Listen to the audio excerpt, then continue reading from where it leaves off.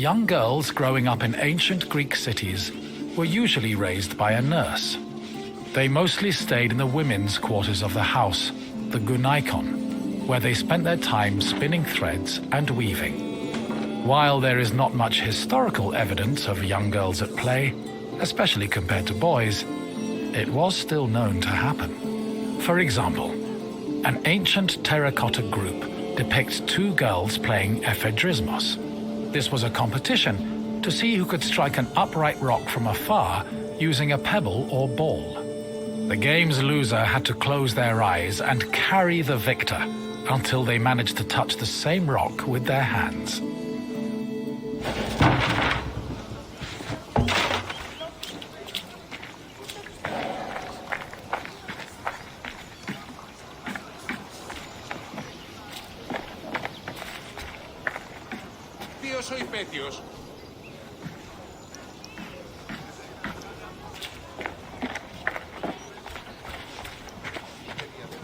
For a young Greek woman, marriage was the culmination of their induction into society.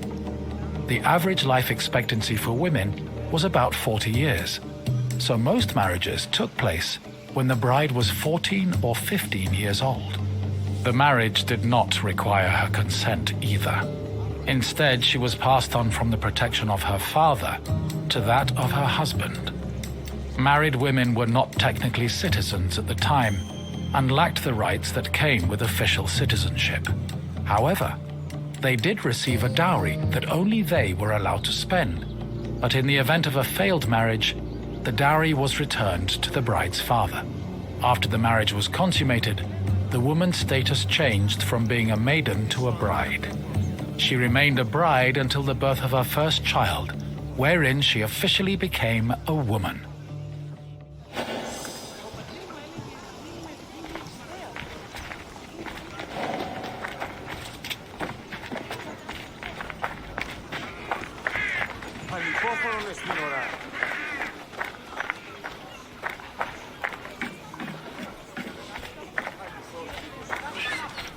Women living in ancient Greek cities were essentially forbidden from participating in political life, and most aspects of their lives were controlled by men. Their most important responsibilities were running the household and giving birth to children, preferably boys. Most of the time, women's excursions outside of the house were limited to visiting other female neighbors, as per custom.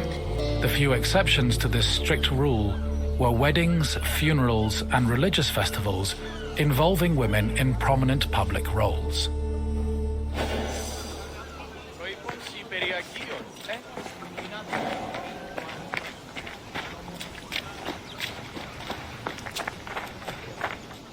Making textiles was the main occupation of most Greek women.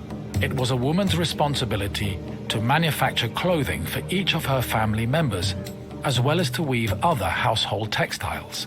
Women with exceptional weaving skills were believed to make excellent wives, and weaving in general was seen as a very attractive quality.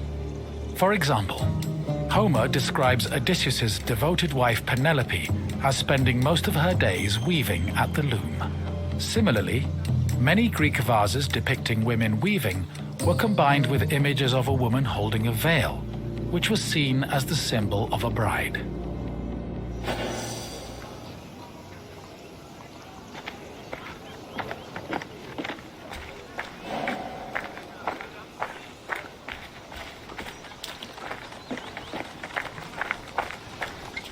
Ancient Greek women cooked in their house's kitchen area.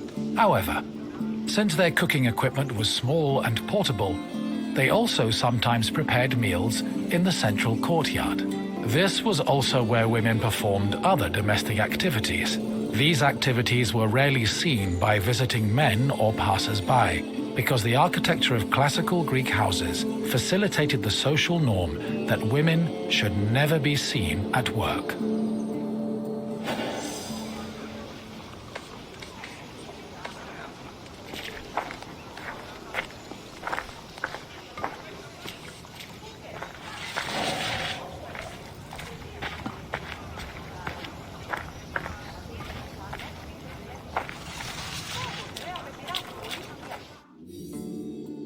The historian Strabo relays that the Temple of Aphrodite was one of Corinth's most famous landmarks.